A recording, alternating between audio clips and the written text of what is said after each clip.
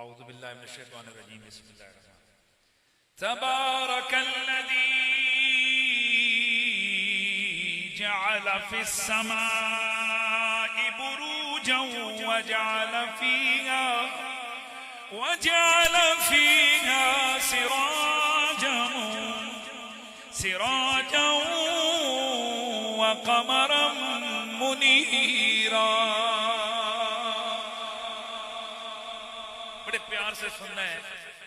अल्लाह ताला फरमाता है कि बरकत वाला है वो अल्लाह, वो जात कि जिसने आसमान में बुरज बनाए, जिसने आसमान में बुरज बनाए, वजअल फीहा सिराजन व क़मरन मुनीरा, और जिसने उसी आसमान में एक चराग बनाया, व क़मरन मुनीरा, और चमकता हुआ चांद बनाया। वहुवल्लज़ी जअलल लैला वन्नहारा खिलफतल लिमन अरादा अन यद्दक्कर औ अरादा शुकूरा, वो जात कि जिसने रात और दिन को इस तरह रखा कि आगे पीछे आते हैं। लिमन अरादा, उस बंदे के लिए ये निशानी है कि जो ये चाहता है कि वो अल्लाह का जिक्र करे, या वो ये चाहता है कि अल्लाह का शुक्र अदा करे, तो उसके लिए इतना ही काफी है कि वो देखे कि रात आता है, रात आती है तो दिन कहां जाता है, और दिन आता है तो रात कहां चली जाती है। वो रब है कि रात के अंधेरों को दिन की रोशनी से मिटाता है, और दिन की रोशनी को कहीं रात के अंधेरों से गायब कर देता है। अब अल्लाह ताला अपने नेक बंदों की शान बयान कर रहा है। वइबादुर रहमानिल्लज़ीन यमशूना अलल अर्दि हौलन वइज़ा खातबहुमुल जाहिलून क़ालू सलामा। मैं समझता हूं ये निसाब है जो बयान किया जा रहा है। अल्लाह के रहमान के बंदे वो हैं, यमशून अलल अर्दि हौना, जो जमीन पर चलते हैं नरम नरम।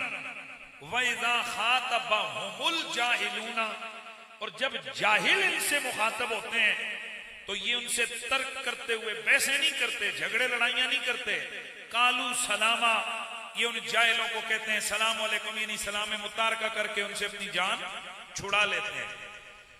वल्लज़ीन यबीतून लिरब्बिहिम सुज्जदन व क़ियामा, और वो लोग जो रात को इस हालत में बसर करते हैं कि कभी वो अपने रब के सजदे में होते हैं, कभी वो अपने रब की इबादत करते हुए कयाम में होते हैं। वल्लज़ीन यक़ूलून रब्बना अस्रिफ अन्ना अज़ाब जहन्नम इन्ना अज़ाबहा कान गरामा। और वो लोग कि जो कहते हैं ए हमारे रब, जो ये कहते हैं ए हमारे रब, इस्रिफ अन्ना अज़ाब जहन्नम, रब्बा हमसे जहन्नुम के अजाब को दूर फरमा, बेशक जहन्नुम का अजाब बड़ा सख्त है। इन्नहा साअत मुस्तक़र्रन व मुक़ामा, बेशक ये जहन्नुम सख्त ठहरने की पड़ेगी बुरी जगह और बड़ा बुरा ठिकाना है। वल्लज़ीन इज़ा अनफ़क़ू, सुनना है, वल्लज़ीन इज़ा अनफ़क़ू लम युस्रिफू व लम यक़्तुरू व कान बैन ज़ालिका क़वामा। और वो लोग कि जब वो खर्चा करते हैं, वो लोग जब खर्चा करते हैं तो लम युस्रिफू, ना तो वो अन्नेवाह उस अल्लाह की दी हुई दौलत और माल को उड़ाते हैं, वलम यक़्तुरू, और न कंजूसी करते हैं। अपने खर्चे करने में ना तो वो अपने माल और दौलत को खामखा उड़ाते हैं, इसराफ करते हैं, फजूल खर्ची। बेशक अल्लाह ताला के नबी ने फरमाया, अल्लाह ने आपको रिस्क दिया हुआ है तो उस रिस्क से आप खाएं, जितना दिल करता है खाएं, लेकिन खाकर आधा खाना और आधा उठाकर फेंक देना यह इसराफ है। और यह इसराफ पानी से लेकर खाने तक, खाने से लेकर पहनने तक, पहनने से लेकर बाकी जिंदगी के तमाम मामलात में है। क्या मतलब है इसका? कि आप अगर पानी इस्तेमाल करें तो जितनी जरूरत है उतना पानी इस्तेमाल करें। क्यों? आपके इल्म में है कि यह पानी नस्लों की अमानत है। आज हम लोग इस्तेमाल कर रहे हैं, तय जमीन से पानी निकाल रहे हैं, ये आहिस्ता आहिस्ता जमीन के नीचे पानी की मिकदार नीचे जा रही है। जरा सोचे कि आज से 100 साल 200 साल बाद जो नई आने वाली नस्लें वो क्या करेंगी। तो इसलिए अल्लाह की नेमतों को ना तो जाया करें और ना ही अल्लाह ताला की नेमतें खर्चा करने में तंगी करें। बच्चे घर में भूखे मरते रहे, तरसते रहे खाने को, और आप बैंक बैलेंस जमा करते रहे। बच्चे जनाब, मोहल्लेदार, पड़ोसी भूखे मरते रहे और हम जनाब उनको खामखा दीगर मामलात पर खर्चा करते रहे। दोस्ताने गिरामी, हमारे यहां बड़ा अजीब मामला है। शादी ब्याह के मौके पर सिर्फ रिश्तेदारों की, जिसे कहते हैं ना, मुंह रखने के लिए लाखों रुपए जाकर हम उड़ा देते हैं। किस काम पर? गंदे काम पर। किस काम पर? गंदे हराम काम पर। अल्लाह पाक इससे सख्त नाराज होते हैं। कुरान मजीद में अल्लाह ताला फरमाता है कि मैंने जो तुझे दिल दिया इसका सवाल भी करूंगा, जो तुझे जुबान दी इसके बारे में भी पूछूंगा, जो तुझे कान दिए इसके बारे में पूछूंगा। कुल्लुहुम कान मसऊला, हर एक चीज के बारे में पूछूंगा। मैंने तुझे दौलत दी थी, ये दौलत कहां खर्चा की है? मैंने तुझे पैसा दिया था, ये पैसा कहां लगाया? तो कुरान निसाब क्या दे रहा है कि अपने मामूलात में भी, बेशक जो माए बहनें सुन रही हो, अगर घर में जरूरत हो पकाने की, जितनी जरूरत है उतना पकाएं, कंजूसी ना करें, लेकिन जरूरत से जायद इतना पकाना कि वो जाया हो। अगर ज्यादा पक जाए, आप समझते हो कि ये खाना ज्यादा पक गया, उसे महफूज कर लें और उसको कोशिश करें कि अगर समझते हो कि ये ज्यादा पक गया तो पड़ोस में भेज दें, ताकि उनके घर में वो इस्तेमाल हो जाएगी, खाना जाया ना हो। और सुन लें, हमारे अंदर हुजूर ने फरमाया था, तहादू तहाबू, एक दूसरे को तोहफे दिया करो तो तुम्हारी मोहब्बतें बढ़ जाएंगी। जरा बताइए इम्तियाज साहब, हमें आज भी याद है गुर्बत के दौर होते थे गांव देहातों में, देसी मुर्गे, कभी कभी जब कोई मेहमान आता तो मुर्गा पकता, या कोई खास मौका होता, भाई गुर्बतें होती थी, तो उसमें फिर पानी ज्यादा डालते और वो थोड़ा थोड़ा एक एक प्याला ना घरों में दाएं बाएं वो सालन भेजा जाता। उधर कोई अच्छा सालन पकता तो पड़ोस में आता। आज देने वाले भी शर्माते हैं और लेने वाले भी शर्माते हैं। वो ये समझते हैं कि यार हमने अगर ले लिए तो हमारी बेइज्जती हो जाएगी कि जी हम कोई मजबूर है। और मैंने इस्लामाबाद में, मुझे एक दोस्त बता रहे थे कि एक दिन हमने अपने पड़ोसी के घर में खाने की चीजें भेजी तो उसने वापस गुस्से से की कि हम कोई मजबूर और मुताज है। अल्लाह अकबर, नहीं, मेरे नबी को अगर किसी ने तोहफा दिया, हुजूर ने खुशी से कबूल किया। इसलिए अपने अंदर ये जो हमारे खोए हुए अक़दार हैं, इनको वापस करना है हमने। और हमने ये तोहफों के लिए घड़ियां या सोने चांदी की चैनें या बड़ी बड़ी गाड़ियां देना ही नहीं है। तोहफा है। फ्रूट कोई ले आया, तोहफा भेज दिया। इफ्तारी दूसरे के घर में, तोहफा भेज दी। इससे हुजूर ने फरमाया कि दिलों में मोहब्बत आती है, इससे दिलों के कीने और बुग़्ज़ दूर होते हैं। तो तोहफा दिया करें, इसको आम करें। किसी भी दोस्त को कभी 5 रुपए की चीज दे दें। असल में कहा जाता है कि तोहफा कीमती नहीं होता, देने वाले का अंदाज बड़ा कीमती होता है। तो जिसे चीज दें उसे बड़ी इज्जत और प्रोटोकॉल से दें। तो कुरान का एक उसूल क्या आ गया कि अल्लाह की दी हुई चीजों में से खर्चा करो तो न कंजूसी करनी है, ऊंचा बोलना है, न कंजूसी करनी है और न इसराफ करना है, न ही फजूल खर्ची करनी है। दोनों काम अल्लाह ताला को पसंद नहीं है। बल्कि क्या करना है? फरमाया बैन ज़ालिका क़वामा, इसके दरमियान रहना है, इसके दरमियानी मामला करना है। न कंजूसी बोलते जाना है, न कंजूसी, न तंग दस्ती, न तंगी, न इसराफ। दोनों नहीं करने, न कंजूसी करनी है और न इसराफ करना है। दूसरी जगह आगे अल्लाह ताला फरमाता है, वल्लदीन ला यदऊन मअल्लाहि इलाहन आखर, ये वो लोग जो अल्लाह के सिवा किसी की इबादत नहीं करते। तो अल्लाह के सिवा हम में से कोई भी किसी गैरुल्लाह की इबादत नहीं करता। वला यक़्तुलून अन-नफ्स अल्लती हर्रमल्लाहु इल्ला बिल हक़, और ना ही वो किसी ऐसी जान को कत्ल करते हैं कि जिसको अल्लाह ताला ने हराम किया हुआ है, इल्ला बिल हक, मगर हक के साथ। एक मुसलमान दूसरे मुसलमान को कब कत्ल कर सकता है? याद रखें, मुसलमान को कभी भी कत्ल नहीं कर सकता। हाँ, अगर किसी ने किसी का कत्ल किया तो अदालत के जिम्मे वो किसास ले सकता है। अगर किसी ने बदकारी की, वो शादीशुदा था, तो रियासत यानी अदालत उसको रजम करने का हुक्म देगी। और तीसरी सूरत है, अगर कोई मुर्तद हो गया, इस्लाम से निकल गया, कुफर में चला गया, ऐसे बंदे के लिए फिर मुर्तद की सजा क्या है? मौत है। उसको भी फिर अदालत कत्ल करेगी, यानी हुकूमत कत्ल करेगी।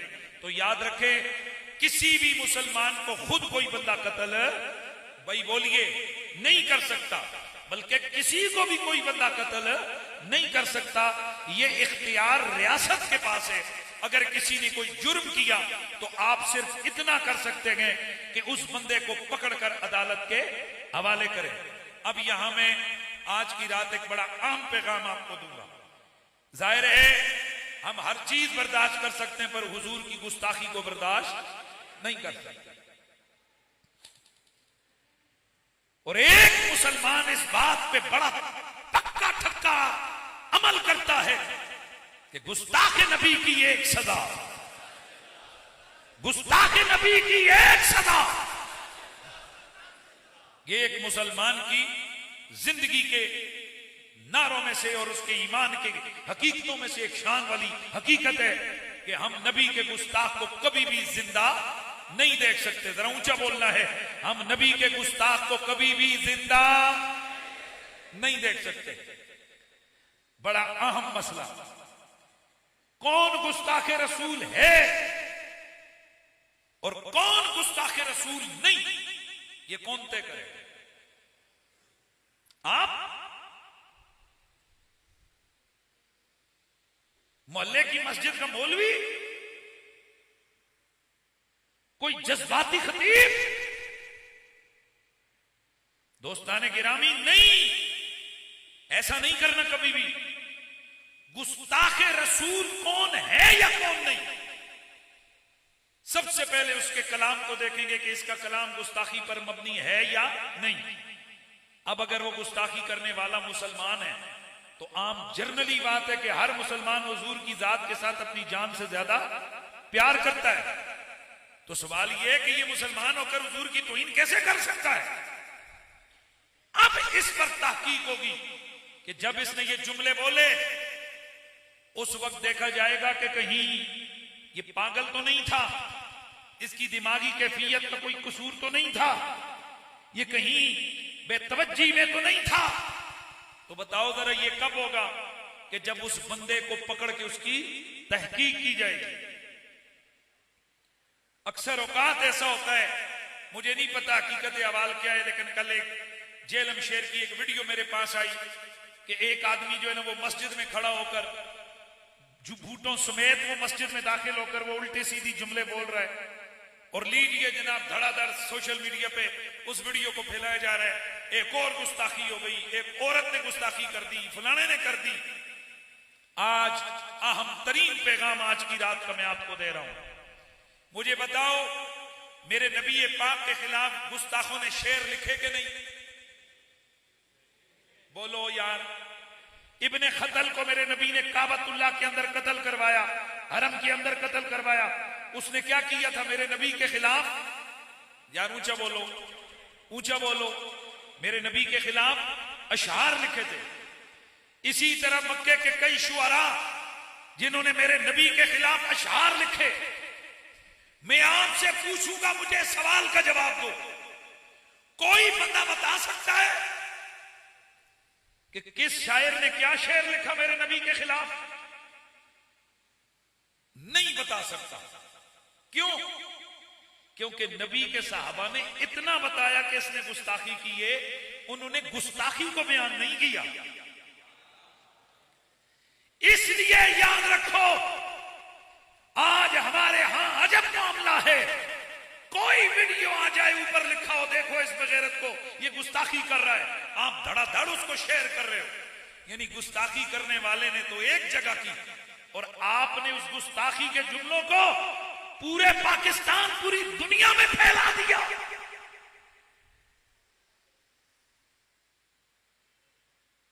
कभी इस दिमाग को इस्तेमाल करो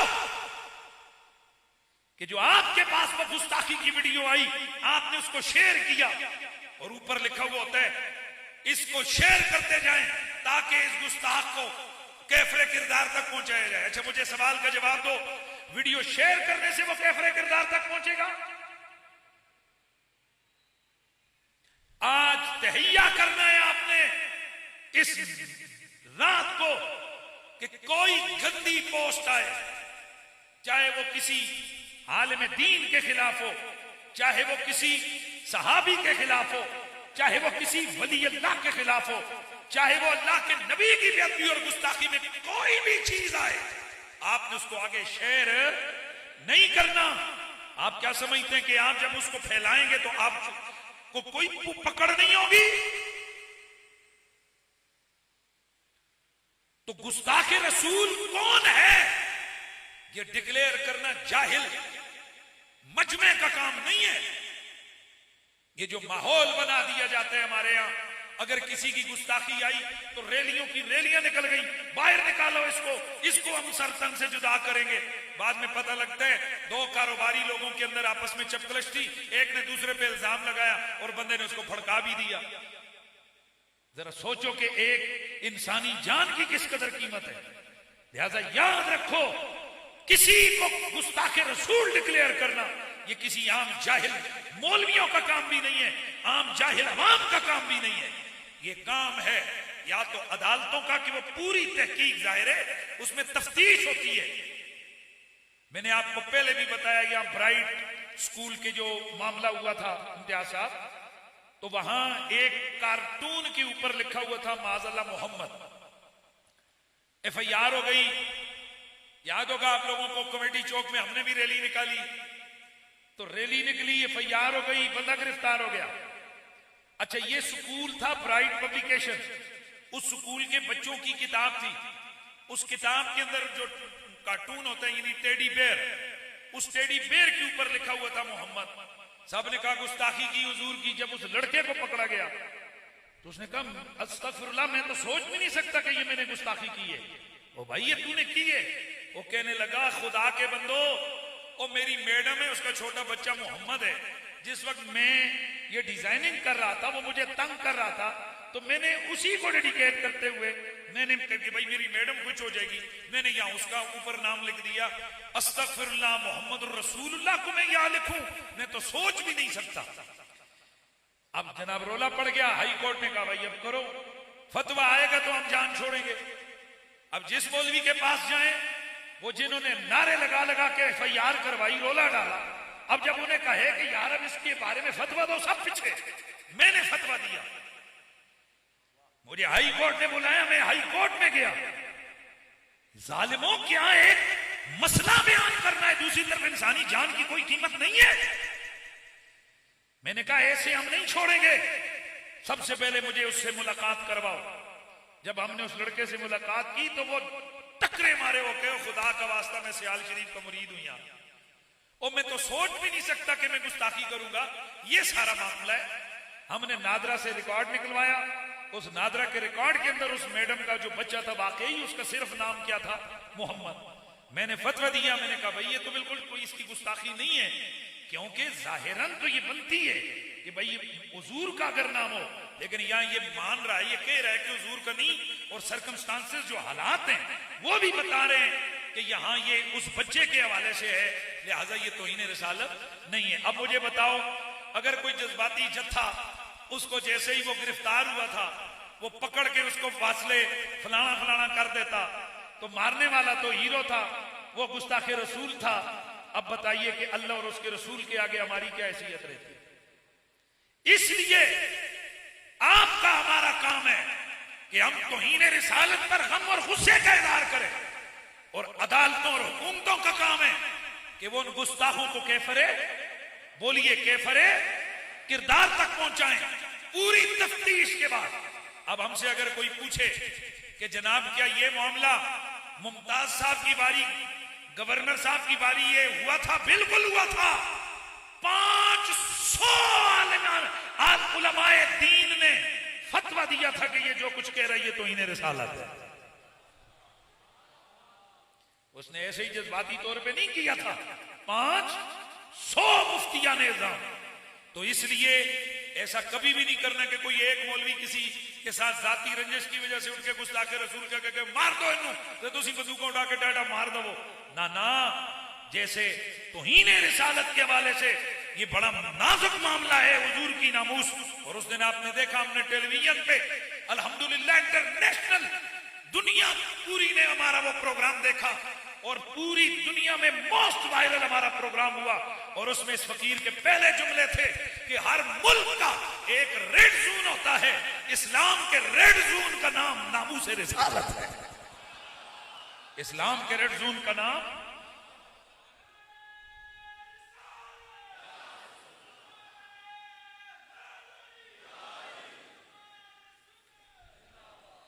तो बहरहाल ये हमें चंद चीजें हमने ये बयान करनी है कि आप किसी ना हक बंदे को कत्ल वला यज़नून, और ना वो बदकारी करते हैं।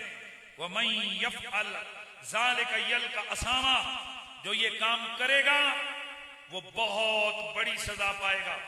युदाअफ़ लहुल अज़ाबु यौमल क़ियामा, क़यामत वाले दिन इसका अज़ाब दुगना कर दिया जाएगा। व यख़लुद फ़ीहि मुहाना, और हमेशा हमेशा वो जहन्नुम में जिल्लत में रहेगा। अब सुनना है आपने, इल्ला मन ताबा व आमन व अमिला अमलन सालिहा, गुनाह कर दिए, बदकारियां कर ली, दीगर जुर्म कर लिए, लेकिन तौबा कर ली। व आमना, ईमान ले आया, व अमिला सालिहन, नेक अमल बजा लाए। तो जब ये किया फौला युबद्दिलुल्लाहु सय्यिआतिहिम हसनात। मेरा रब फरमाता है, और जो कोई बंदा जुर्म कर बैठे, ज्यादती कर बैठे, बदकारी कर बैठे, फहाशी कर बैठे, जिना कर बैठे, दीगर गंदे जुर्म कर बैठे, वो फौरन तौबा कर ले। जब वो तौबा करके अपनी इस्लाह कर लेता है तो मेरा रब फरमाता है, हमने ये कानून बनाया है कि हम उसके गुनाहों की जगह बदल कर नेकियां लिख देते हैं। हम क्या करते हैं उसके गुनाहों की जगह? वकान अल्लाह गफूर रहीमा, अल्लाह ताला बख्शने वाला और रहम करने वाला है। वमन ताबा व अमिल सालिहन, जिसने तौबा की और नेक अमाल किए, फइन्नहु यतूबु इलल्लाहि मताबा, बेशक उसने अल्लाह की तरफ ऐसा रुजू लाया जैसे रुजू लाने का हक है। वल्लज़ीन ला यशहदून ज़ूरा व इज़ा मर्रू बिल्लग़्वी मर्रू किरामा, और वो लोग कि जो झूठी गवाही नहीं देते, जो लोग झूठी गवाही नहीं देते। आज अदालतों के अंदर बताइए कि हम लोग क्या कर रहे हैं? झूठियां गवाहियां चल रही हैं अदालतों में, जुल्म हो रहे हैं, बेगुनाहों के खिलाफ जबरन जमीनें हथियाई जाती हैं, जबरन पिछले कागज बनाकर पटवारियों से मिलकर, गिरदावरों से मिलकर, एसीओ डीसीओ से मिलकर, पुराने बंदोबस्तों के रजिस्टर निकाल के बीच में अपना नाम डाल के जमीन और जायदाद दबाई जाती है और झूठी गवाहियों के लिए लोगों को बुलाया जाता है। कोई बरादरी के चक्कर में, कोई रिश्तेदारी के चक्कर में, कोई दोस्ती यारी के चक्कर में वो जाता है। हालांकि कुरान मजीद के अंदर अल्लाह तबारक व तआला बड़ा वाज़ेह तौर पर फरमाता है कि ए ईमान वालो, तुम्हें किसी की दुश्मनी इस बात पर बरंगीख्ता न करे कि अला अल्लाह तादिलू एदिलू फहुवा अक़रबु लित्तक़वा, अदल की बात करो, इंसाफ की बात करो, क्योंकि ये अदल के ये तकवे के ज्यादा करीब है। तो आज से हमने ये भी ज़हन में रखना है, कोई झूठी गवाही किसी के बारे में बोलो, न अपनों के बारे में न दुश्मनों के बारे में, और कोई झूठी कसम नहीं उठानी। हजरत ज़ुन्नून मिस्री से किसी ने पूछा, बताइए हुजूर, रिज्क की कैंची क्या क्या चीज है? सुन रहे हो? रिज्क किन किन चीजों की वजह से खराब हो जाता है, खत्म हो जाता है? आपने फरमाया तीन चीजें, बड़ी तीन चीजें जिनसे रिज्क में तंगी आ जाती है। अज़िना, सबसे पहली चीज उनमें से बदकारी है।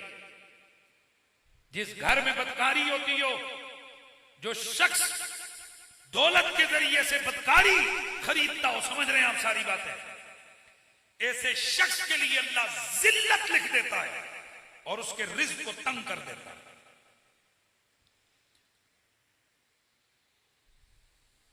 हमारे घर में बरकत नहीं है, सुन लो सारे, अल्लाह का कुरान कहता है और मेरे नबी ने फरमाया, कुल्लुकुम राइन व कुल्लुकुम मस्ऊलुन अन रइयतिही, तुम में से हर आदमी जिम्मेदार है और उसकी जिम्मेदारी के बारे में सवाल होगा। एक बाप अपने घर का जिम्मेदार है, सरबराह गहराना अपने घर का जिम्मेदार है, उसने घर की जिम्मेदारी उठानी है। उसके जिम्मे है कि उसकी बीवी बेपर्दा बाजार ना जाए,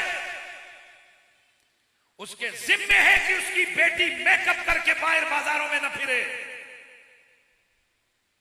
उसके जिम्मे है कि उसके घर में बेहयाई ना हो। मेरे नबी ने फरमाया, जो अपने अहल के अंदर, घर के अंदर बेहयाई देखे और उस पर आंखें बंद कर ले। आज हमारा मुआशरा यहां तक आ गया, हम बेहयाई को बेहयाई समझते ही नहीं है। आज यहां तक हालात पहुंच चुके हैं कि बाप खुश होकर कह रहे होते, मेरी बेटी ने कैसी परफॉर्मेंस दी है शादी के मौके पर। परफॉर्मेंस तो मतलब के मेरी दी कहवे नची है।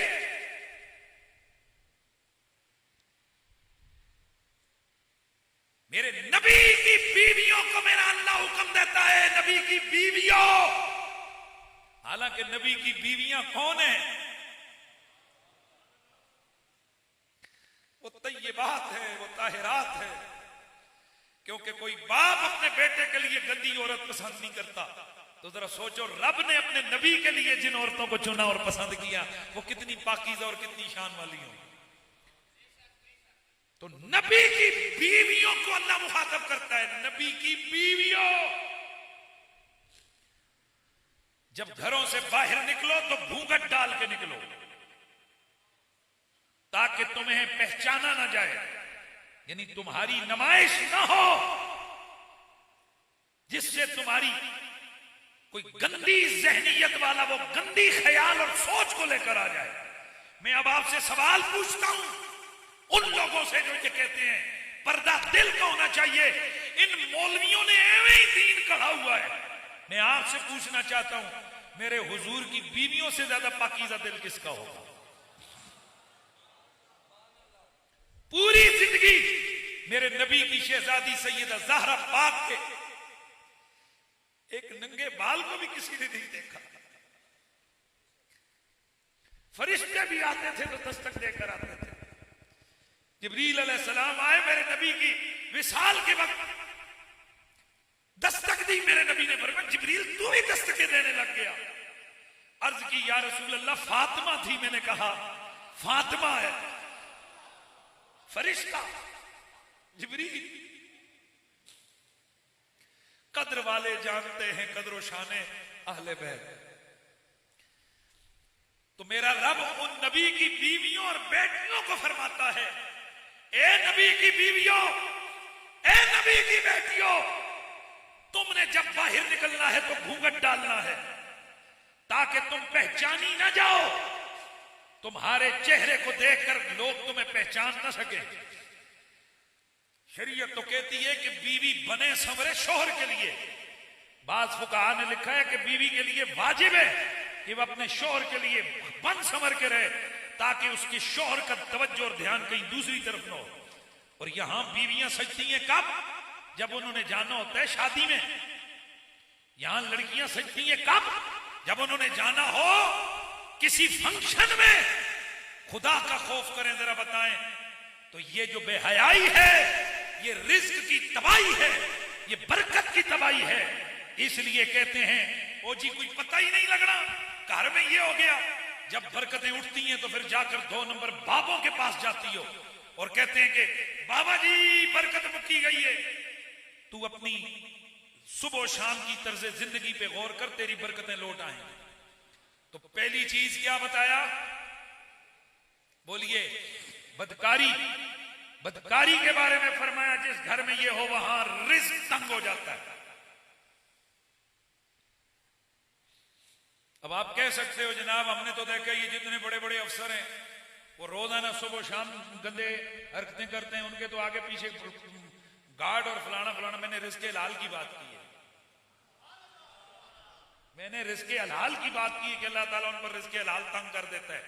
ये जो रिस्के हराम आ जाए, किसी का प्लाट कब्जा करना, चोरी से माल ले आना, ये तो उल्टी और मुसीबत है। एक तो वो ओरिजिनल रिस्के हलाल खत्म ही हो गया और दूसरा ऊपर ये मजीद आफत आ गई। तो रिज्क की तंगी की पहली सूरत, बोलते जाइए आप, पहली सूरत। दूसरी वजह फरमाया यतीम को झिड़कना। जिस दरवाजे से यतीम झिड़का जाए वहां से रब की रहमत मुंह फेर लेती है। झिड़के नहीं किसी भी मांगने वाले को, अगर नहीं है तो उसको अच्छी तरह से बात करके कह दें माफ कीजिएगा अस्सलाम वालेकुम, ये कुछ थोड़ा बहुत देकर उसे अपने आप को अलग कर लो। कितनी चीजें आ गई भाई, बोलते जाइए कितनी चीजें आ गई। 2। तीसरी चीज जिससे घर में रिज्क तंग होता है, मां बाप की नाफरमानी। साहबी आई या रसूल अल्लाह मेरा रिज्क तंग हो गया है। मेरे नबी ने फरमाया सुबह शाम मां बाप के लिए दुआ कर, रब्बिक फिर वरहमुमा कमा रब्बयानी सगीरा। कुछ दिन आए, कुछ वक्त गुजरा तो साहबी रसूल बड़े बड़े तोहफे लेकर आए। मेरे नबी ने पूछा क्या हुआ? हुजूर अब इतना हो गया है कि संभाला ही नहीं जाता। मां बाप को झिड़को, मां बाप को धक्के दो, मां बाप की बेइज्जतियां करो, फिर को जी बेबरकतियां होती हैं घर में। तेरे घर में तो लानत पड़नी चाहिए। तेरे घर से तेरी मां के आंसू बहे, तेरे घर में तेरा वालिद रोए। मां बाप की इज्जत करो, मां बाप की। ये तीसरी चीज जिसकी वजह से रिस्क में तंगी आ जाती है, इसको गौर से सुनना। पर मैं झूठी सच्ची कसमें खाना। ये जो ताजिर लोग बैठे हुए हो कसमें उठाते हो, अल्लाह की कसम जी अपनी खरीद ही 50 रुपए दी है, अपनी खरीद 500 रुपए दी हो, जने दे पुत्रो तेन कोई गोली मारेगा। यकीन पैदा करो, अपना जायज मुनाफा रख के बंदे को साफ साफ बताओ, फिर यकीन पैदा करो अगर मेरे नसीब में ये गाहक है तो ये अब आएगा, अब नहीं तो रब इसको फिर मोड़ के फिर मेरे पास लाएगा। और यहां घेरते हैं और ये पठान लोग हैं, अल्लाह माफ करे। खान जी ये थर्मास कितने दे? आपके साथ सस्ता मारेगा 5000 रुपए का। बंदा के नहीं जी 3000, अच्छा नहीं जी 1500 दे साथ, वो नहीं बड़ा 5000 की चीज 1.5 में मिलती है। दुकान से बाहर जाए फिर रखेगा, अच्छा भाई जाना बात तो सुनो ना यार, अच्छा चलो 1400 दे दो, अच्छा चलो 1700 दे दो। अभी तू 5000 पे था, तू 1700 पे आ गया। इतना जल्दी तूने नीचे जनाब सोलो फ्लाइट की है। ये जुल्म है, ये जबर है, इससे बेबरकतियां होती हैं। और जब बेबरकतियां रिस्क में आ जाए ना तो फिर अल्लाह ताला हर चीज को खराब कर देता है। तो आज की रात के और बहुत सारी चीजें थी, उनमें से ये भी है। तो आज हमने जो तहिया करना है, मां बाप की कभी भी मुंह चढ़ के बात नहीं करनी है। जनानियां एक जनानी गई तो दूजियां आ जा सन, माँ एक ही होती है, बाप एक ही होता है, बाप महल्ले वाले नहीं होते हैं, रिश्तेदार नहीं होते, बाप एक ही होता है। और उसकी जिंदगी न जाने कितने दिन है, उस वालिद की कभी भी कोशिश करो कि दिल ना दुखे। और ये जो मेरे नौजवान दोस्तों, आज मैं आपके लिए खास और जरूरी बात करना चाहता हूं। खुदा के लिए मैं वल्लाह इस रमजान में बड़ी दफा रोया हूं और सर पकड़ के रोया हूं। जाहिर है हम लोग मीडिया पे वो बात होती है तो सामने क्लिप आते हैं, हमारे नौजवान लड़के लड़कियां किस काम पे लग गए यार, टिकटॉक के लग गए, वीडियो बना रहे हैं, कोई नाच के बना रहा है, कोई लड़की बना रही है। और आज मैंने वहां टीवी पर भी ये बात की कि आज बड़े फख्र से कहते हैं वो इस लड़के के टिकटॉक पे 10 मिलियन फॉलोअर है। मैं उधर गया तो मुझे तारफ करवा रहे, जी ये टिकटॉक करे, भेड़ी जी शक्ल, ये टिकटॉक करे, इसके 10 मिलियन फॉलोअर है। मैं तक क्या, मैं कहते बड़ा तीर मारी, मैं बड़ी तीर मारे, कोई कंजरों की तरह नाचो, गालियां दो, वीडियो बनाओ, अगर तुम्हारे फॉलोअर हो गए तो जमाना तुम्हें सलूट मारता है। इसके 10 मिलियन फॉलोअर है। हाय काश कि तुम यूं तारफ करवाओ, इसने 10 सिपारे हिफ्ज किए हुए हैं, तुम यूं फख्र करो कि इस बच्चे ने कुरान हिफ्ज किया हुआ है। एक टिकटॉक पे अपनी सारी ताकत सर्व करने वाली कौम, हमारी निजात टिकटॉक में नहीं है, हमारी निजात कुरान पढ़ने में है, अल्लाह से मोहब्बत करने में है, हुजूर की मोहब्बत दिल में रखने में है। तो आइए तहिया करें। और कुरान कहता है कि अगर तुमसे कोई गुनाह हो जाए तो उन गुनाहों पर आइंदा न करने का तहिया करो और तौबा करो, माफी मांगो, क्योंकि शैतान तुम्हें सबसे पहले जिस रस्सी से जकड़ता है, इधर शैतान की सबसे पहली रस्सी, जिस रस्सी से वो बंदे को जकड़ता है, उस पहली रस्सी का नाम है मायूसी। वो सबसे पहले जहन में डालता है और वो कहता है कि जा भाई जा, तेरा गुनाह कभी माफ नहीं होगा। तो इसलिए मायूसी गुनाह है, मायूस नहीं होना। और फिर बंदा मायूस किसको लोवे? अल्लाह को लो। रब कहते हैं मेरे से मायूस होगा। मायूसी का क्या मतलब है? इम्तियाज साहब एने मस्जिद में चंदा देना सी, हुण नहीं देंगे, क्यों? मायूस हो गए जी, हुण नहीं देना, क्यों नहीं देना? मायूस हो गए। ये सारा माशाल्लाह मेहराब इन्होंने बनवाया है, अच्छी वली है, मैंने मिसाल दी है। जाहिर है जो अपना बंदा नेड़े होंगे उसकी गल ही होगी। तो मायूसी का मतलब है कि अगले में पावर नहीं है, तो हम मायूस हो जाते हैं, गुनाह कर दिया बस अब मैं नहीं बख्शा जाऊंगा। इसका मतलब है तेरे दिमाग में यह कि तुझे कोई बख्श ही नहीं सकता। आए एक साहबी रसूल है, या रसूल अल्लाह मेरे बड़े गुनाह हैं, अल्लाह मुझे माफ कर सकता है? हुजूर ने फरमाया क्या क्या गुनाह है? हुजूर बहुत गुनाह है। अपने गुनाहों को बयान किया। मेरे हुजूर मुस्कुराए।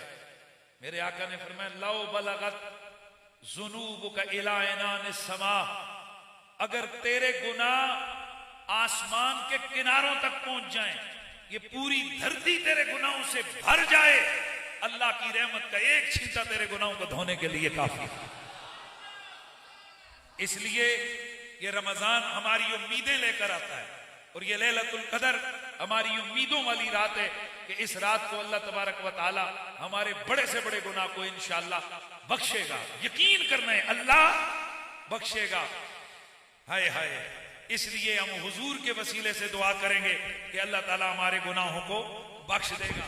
तो फिर हम आते हैं, कहते हैं कि गर मुझे रिम हो तो मुंह अशकों से धोते हुए आओ, गर मुझे रिम हो तो मुंह अशकों से धोते हुए आओ, आओ दरे तवाब पे रोते हुए आओ, आओ दरे तवाब पे रोते हुए आओ। कुरान ने बताया है ये बख्शिश का सलीका, कुरान ने बताया है ये बख्शिश का सलीका। क्या महबूब की दहलीज से, महबूब की दहलीज से होते हुए। देखो चंद सेकंड तवज्जो पैसे लाई ते सारा सौफ ते रूहानियत मुक गई। तवज्जो हुजूर दे वल ते फिर जरा तवज्जो करो। कुरान ने बताया है ये बख्शिश का सलीका। वलौ अन्नहुम इज़्ज़लमू अनफुसहुम जाऊका फस्तगफिरुल्लाह वस्तगफर लहुमुर रसूल लवजदुल्लाह तव्वाबर रहीमा। मेरा रब फरमाते महबूबा इन अपने गुलामों से कह दे अगर जुर्म किए गए तो मेरे यार के बुए पे आ जाओ। मेरा नबी तुम्हारी मगफिरत तलब करेगा तो अल्लाह को बख्शने वाला रहम करने वाला पाएंगे। अल्लाह अकबर। तो इसका मतलब क्या है? कुरान ने बताया है ये बख्शिश का सलीका।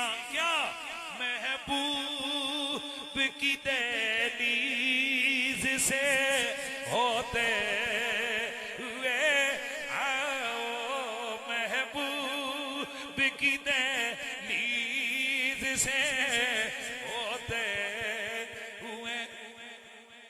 हमारा सलातो तस्बीह का भी हमने सिलसिला करना है। अब चंद मिनट आते हैं जनाबे हजरत किबला सैयद अजहर हुसैन शाह साहब और वो नाते रसूल मकबूल पेश करते हैं। हमारी बज़्म में खतीबे अहले सुन्नत जनाबे हजरत मोहतरम मौलाना कारी इश्तियाक मौलाना मुफ्ती कारी इश्तियाक अहमद ज़ियाई साहब आप तशरीफ फरमा हुए। कामरान साहब आए, दीगर मौलाना अजीज और रहमान साहब आए, दीगर जो भी जनाबे मोहतरम हसीब ज़ियाई साहब, दीगर उलमाए किराम तशरीफ फरमा हुए। तो मैं सबको खुश आमदेद कहता हूँ। जरा सारे दुरूद शरीफ पढ़िए और किबला शाह साहब नात के चंद इशार पढ़ते हैं और उसके बाद मौला अली का हाजरी आज जरा जम जम के नहीं हुई है। थोड़ा दिल कोई नहीं, क्योंकि दिन मौला अली दिन नहीं आए हैं। दिन मौला अली के उरस मौला अली का है। तो वैसे भी ये रमजान खारजियां ते नास्तियां ते बड़ा भारा होता है। 2 महीने में अक्सर कहा करता हूं ये दुश्मनाने आले बैत पे बड़े भारे होते हैं। एक मुहर्रम शरीफ, दूसरा रमजान शरीफ, 3 रमजान सैयदा कायनात का जिक्र, 15 रमजान इमाम हसन मुज्तबा का विलादत का दिन, 21 रमजान मौला अली की शहादत का दिन। फिर इसी तरह 17 रमजान बदर दा हीरो अली, 20 रमजान फतेह मक्का। तो फतेह मक्का उदों तक पूरी नहीं होती जदों तक बुत न ढाए जावन। ना यार मजा नहीं आया, यार मजा नहीं आया। और फतेह मक्का कब हुई, कब पूरी हुई? कि जब मेरे नबी ने काबे के बुतों को गिरा दिया। मेरे नबी ने काबे के बुतों को गिरा दिया तो मेरे नबी पाक सल्लल्लाहु अलैहि वसल्लम के गुलाम हजरत मौला अली पाक वीर हैं, वो फरमाते हैं कि मैं काबा शरीफ गया तो एक बड़ा बुत था। तो हुजूर ने फरमाया अली थल्ले बे, मैं तेरे कंडी ते बह के नू तोड़ांगा। फरमाते हैं कि जब हुजूर को मैंने मेरे कंधों पे हुजूर बैठे तो फनहित तो मैं खड़ा हो गया, लेकिन जब मेरे अंदर हुजूर ने कमजोरी महसूस की, हुजूर ने फरमाया नीचे बेड में बैठा। हुजूर उतरे, फिर खुद बैठे, फिर फरमाया अब तू मेरे कंधों पे बैठ। मौला अली कहते हैं मैं हुजूर के कंधों पे बैठा तो फइन्नहु युखय्यलु इलैया इन्नी निल्तु इला उफक़िस समा। और मुझे यूं महसूस होने लगा मैं जमीन पे नहीं हूं। यार ऊंचा बोल गया, यार ऊंचा बोल। मैं जमीनों पे नहीं हूं, मैं आसमानों पे हूं। मैं आसमान के किनारों को छू रहा हूं। कई और रिवायतें हैं मैंने चाहा कि मैं सितारों को पकड़ूं, मैंने चाहा कि मैं उफ़क़े आसमान को पकड़ूं। क्या मतलब है जरा गौर करें आप। हुजूर तो चंद फुट जो मेरे नबी का कद है उतना ही है, ये अली इतना ऊंचा क्यों हो गया? पता चला मेरे नबी ने इनको मानवी तौर पर भी बुलंद कर दिया, हकीकी तौर पर भी बुलंद कर दिया। लगाइए नारा हैदरी। तो इसलिए जाहिर है कि सारा रमजान फिर क्या होना है? अली अली क्या होना है? तो नासबियों की मौत ते आनी आनी है। नासबी समझते हो ना, दुश्मन आले बैत। राफजी कहते हैं साहबा के दुश्मन, सुन्नी कहते हैं जो दोनों का आशिक हो, साहबा का भी आशिक हो, आले बैत का भी आशिक हो। हम हैं सुन्नी, ना हम राफजी ना हम नासबी। हम सिद्दीक के दुश्मनों पर भी लानत भेजते हैं, फारूक के दुश्मनों पर भी लानत भेजते हैं, और मौला अली के दुश्मनों पर लानत भेजते हैं। मुझे एक दिन एक साहब जदीदी बात खत्म हो गया, मुझे एक दिन एक साहब कहने लगे यार ये आपने क्या बनाया हुआ है कि ये लानत भेजते हैं, लानत। मैंने कहा यार अगर लानत भेजना इतना ही गंदा काम है तो कुरान में अल्लाह क्यों फरमाता है भाई यलअनहुमुल लाइनून?